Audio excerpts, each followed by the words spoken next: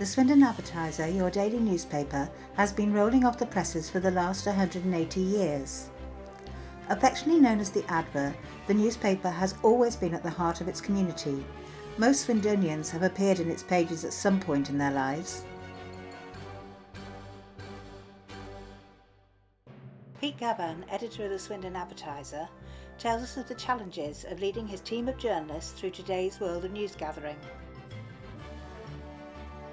Of course, it was very sad to leave the Adver office behind. It was a place packed with history and really was the Adver.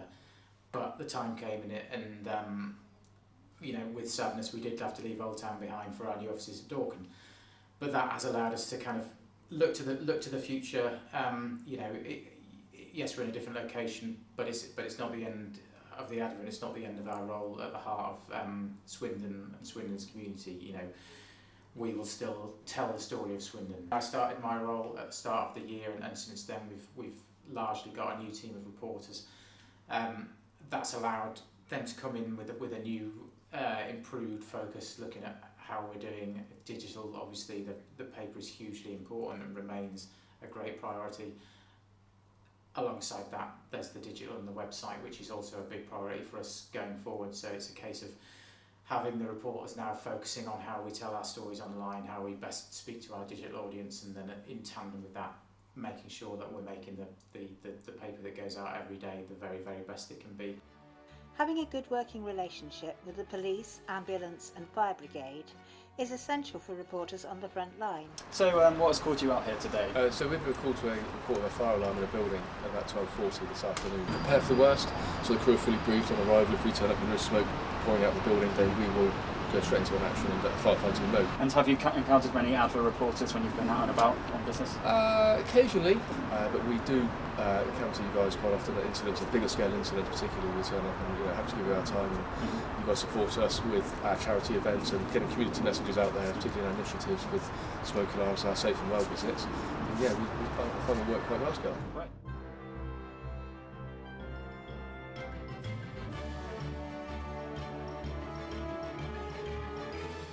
I've been at the newspaper for 34 years now, so I think I'm in editorial. I'm probably the longest serving member of staff. Been involved in major stories, some tragic ones. We were pretty active for the Hungerford massacre, which was in 1987, and we're sort of working around the clock with that one. In the more recent times, we sadly covered the murder of Charlotte O'Callaghan. So one of my favourite jobs, I spent a night with the fire brigade, and sort of in the evening just doing some basic training with them, and then stayed overnight in their dormitory, and about midnight the alarm went off, so it was down the pole into a fire engine, lights blaring, and we went to what turned out to be a big fire in some buildings up near Birdrop, quite close to Barbary Castle, and actually was able to hold the hose and what have you. And about halfway through, one of the fire officers who organised it came over to me and he said, "Yeah, we did this for you, Steve. This is like a training exercise."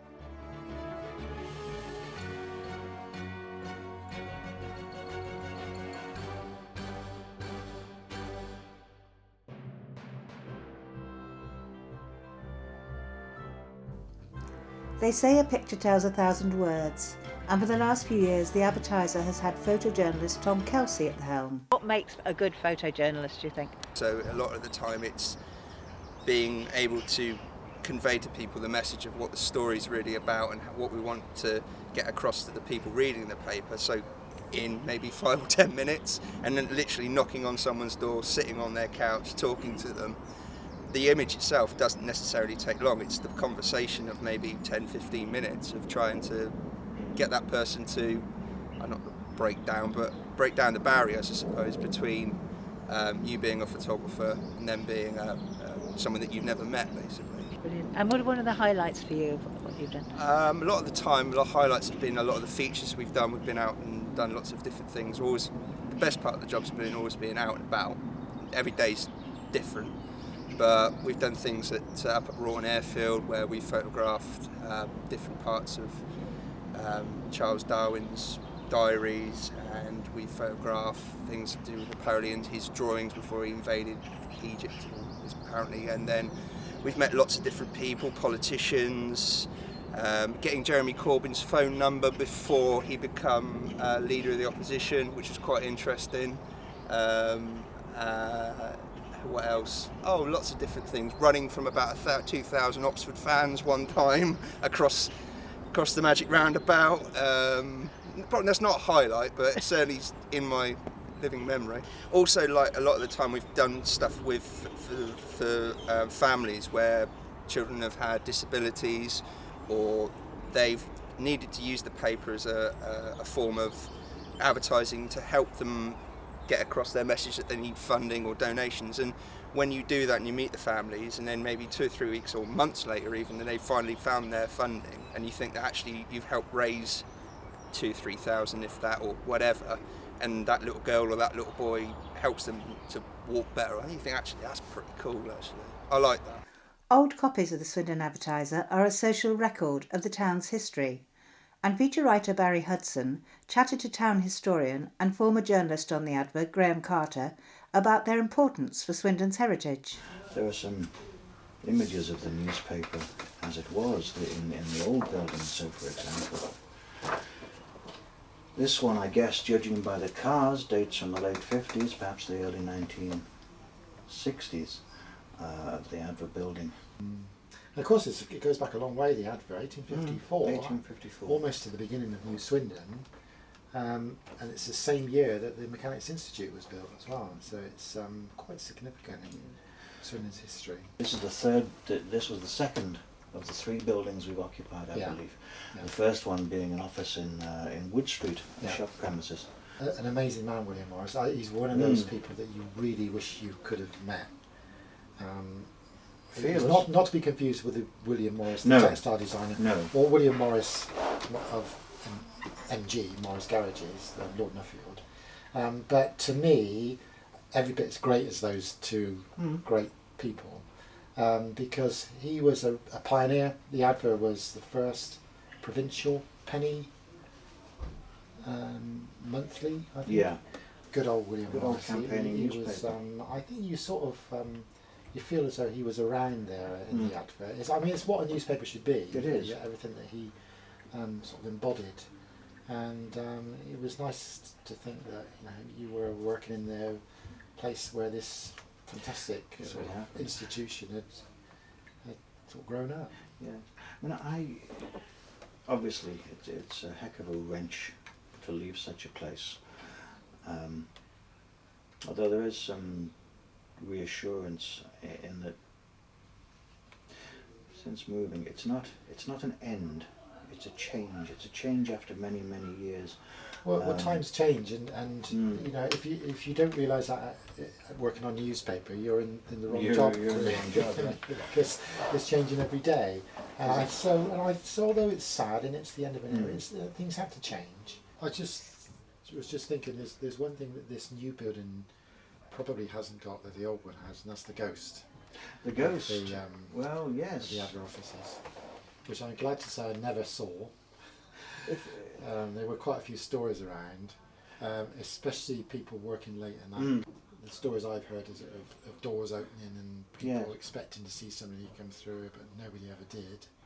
Once I was working on a sports desk on a Sunday night, this would have been in the 1990s, and the copy takers who did the typing, one of them had the habit of going down, when she'd finished work late on a Sunday, she'd go down and stand in the reception area waiting for her husband to pick her up. Yeah. And she went down there one night and just happened to look over at the reception and saw an old lady sat there, but there was no sort of quick way in or out. As this lady saw the lady sat down, looked away, looked back again, and she was gone. Many youngsters dream of becoming a sports writer, but the reality can be very different, as John Carter, former Adver sports journalist and current assistant editor of the Oxford Mail, tells us. I joined the Swindon Advertiser in 1999 and had probably the happiest 18 months of my life working on the sports desk. When I think back on my career, I made giant strides there. I was joined as a sports reporter and then started covering Swindon town, but then also became a sub-editor as well. That's where I learned how to design pages, and we used to literally go off to a game and then come back and write up our stories and then design the pages. I've had one trip to Norwich in midweek. We went down on a Wednesday night. Game obviously kicked off at 7:45. Probably were back on the road by about 10:30. By the time we got back into the office, it was a horrible trip back. It was probably about 2 o'clock, and then we left at 6:30, having designed all the pages. So when people were coming in to start their day, we were leaving. I mean, it was mad when you look back on it, but it was really good fun. Today it is Group Sports Editor Owen Houlihan who runs the Advertiser Sports Desk, and he tells us how his team juggles coverage of all the Wiltshire titles. I've been at Sports Desk for more than 15 years. I started as a junior sub-editor and writer, which meant designing as well as writing pages. And I sort of moved through the ranks really, became deputy sports editor and now group sports editor. Since the sports desk of the 2 weekly papers, the Gazette and Herald and the Wiltshire Times and the Swindon Advertiser have combined, that's been my role for the last 4 years. What's progressed in that time? What's changed? Well, there's been a lot of change. Obviously, the desk had to amalgamate, which meant a complete redesign of what we do, really, and how we do it. The thing we've sort of really kept at the forefront of it is trying to go to as many live events as possible and cover them. Our live output on the websites and via social media has proved very, very popular. Lots of hits, lots of reaction, lots of interaction with our readers, and that's what we've tried to maintain as much as possible. So, up-to-date sports coverage is key, but people also like to look back at sporting heroes from the past. It will be 25 years to the day that Swindon Town reached the Premier League for the one and only time. We'll be celebrating that event, digging out the old photos. We've appealed to readers and had great feedback actually of their experiences, of the ones that went to Wembley and what they remembered about the day, and especially the homecoming, which was obviously a huge deal for the football club. And this one makes you feel old. This one, I was there. Tell us about it. It's the bringing home of the League Cup. Nearly 50 years, and it's the anniversary next year. The League Cup final, 1969. I can name the team if you want me to. This is at the town hall when they were showing off the cup, and I was stood outside the town hall. Local government reporter Tom Haworth goes behind the scenes of Swindon Borough Council. It's a very interesting role at the moment. I involve myself mainly with the inner workings of Swindon Borough Council, which is a very interesting job. You get to meet a lot of strange and wonderful people along the way. I deal quite intimately with the councillors, the leader of the council, David Renard, the leader of the various political groups, Jim Grant for the Labour, Stan Pajak for the Liberal Democrats. I deal with the MPs on a daily basis, Robert Buckland in the south, Justin Tomlinson in the north. It's a very, I think it's a very good relationship, generally speaking.